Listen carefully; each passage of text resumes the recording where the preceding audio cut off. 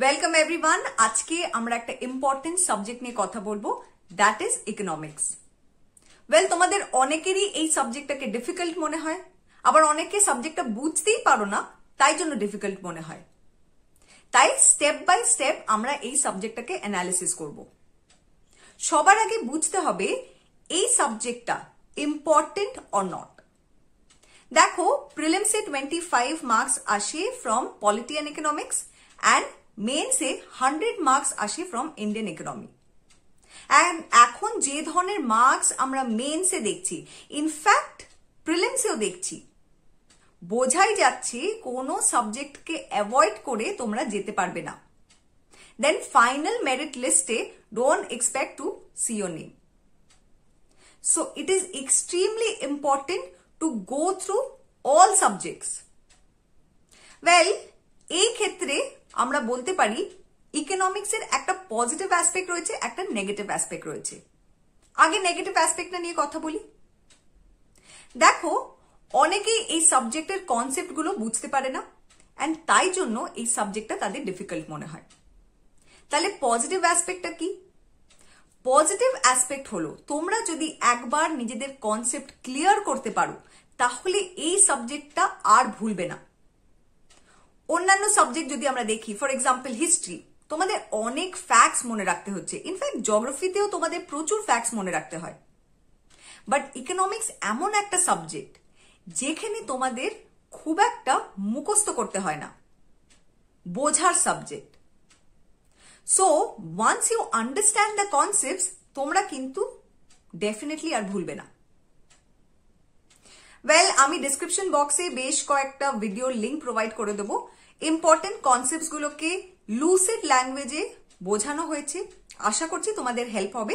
এই ধরনের ভিডিও যদি আরো তোমাদের প্রয়োজন হয়, ডু লেট মি নো, আরো ভিডিওস আমি প্রোভাইড করব। এবার ইকোনমিক্সে আসে দুটো পার্ট, একটা স্ট্যাটিক, একটা ডাইনামিক।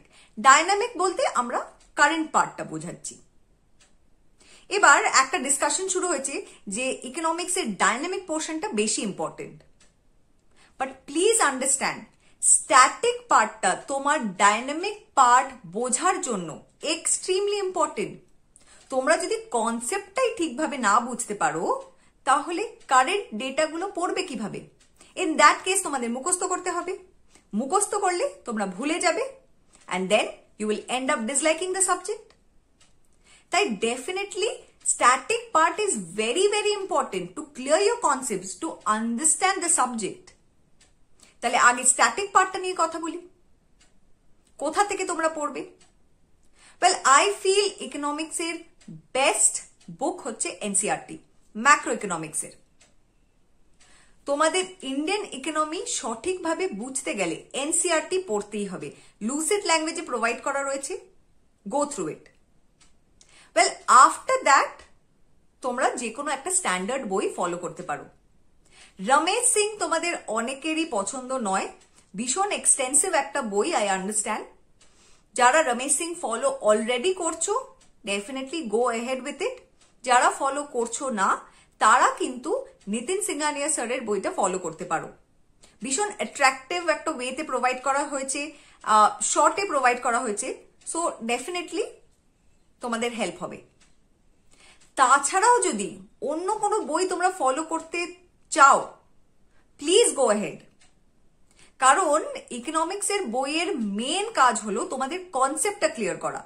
সো যেই বই তোমাদের কনসেপ্ট ক্লিয়ার করতে পারছে, you can follow that book. এখানে কোনো হার্ড অ্যান্ড ফাস্ট রুল নেই। সো ফার্স্ট এনসিইআরটি, দেন একটা স্ট্যান্ডার্ড বই। স্ট্যান্ডার্ড বইয়ের মধ্যে রমেশ সিং দেখতে পারো, না ভালো লাগলে নিতিন সিংহানিয়া স্যারের বইটা দেখতে পারো। তাছাড়াও যদি অন্য কোনো বই দেখতে ইচ্ছে করে, do follow it. But definitely প্রত্যেকটা বই ফলো করার চেষ্টা করবে না। Keep your resources very limited. তোমাদের টাইম লিমিটেড, তাই রিসোর্সেসও লিমিটেড হতে হবে। সো একবার যেই তোমরা কনসেপ্টটা বুঝে গেলে, এবার তোমরা আসো ডাইনামিক পোর্শনে অথবা কারেন্ট পোর্শনে। তোমাদের প্রশ্ন হবে, ম্যাম কারেন্ট পোর্শন কোথা থেকে ফলো করব? Best source is online.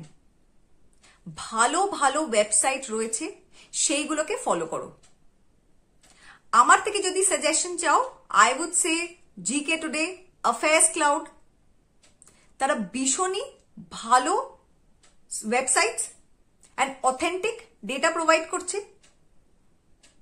Well, daily তোমরা নিজেদের কারেন্ট অ্যাফেয়ার্সের সাথে বসো, তার সাথে সাথেই ইকোনমিক্সের কারেন্ট অ্যাফেয়ার্সটাও পড়ে ফেলো।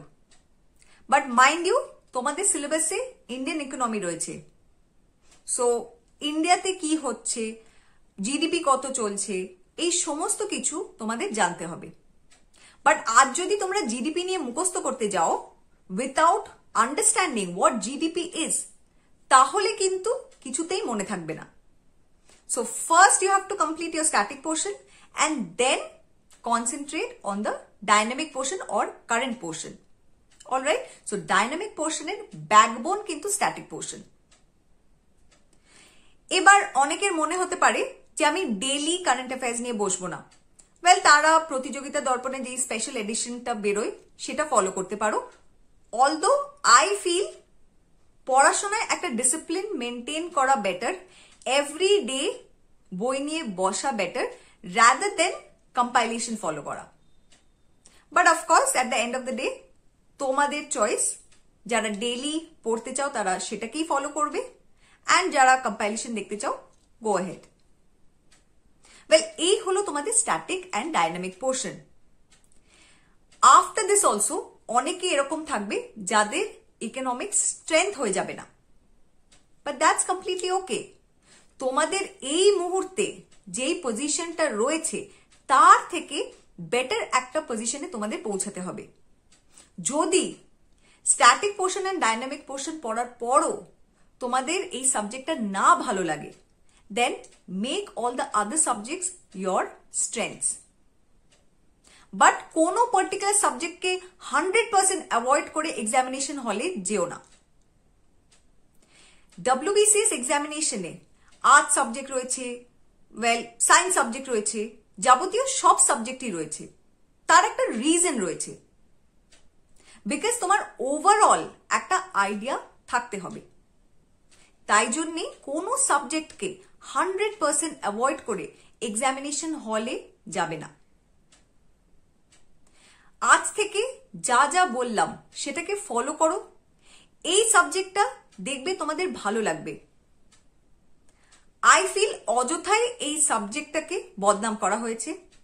ভেরি ইন্টারেস্টিং একটা সাবজেক্ট, কনসেপ্ট ক্লিয়ার হলে মুখস্থ করতে হয় না, তোমাদের অনেকটা টাইম সেভড হবে। ওয়েল, আশা করছি এই ভিডিওটা তোমাদের ভালো লেগেছে। যদি ভালো লাগে, do like, comment, share this video and subscribe. Thank you. All the best.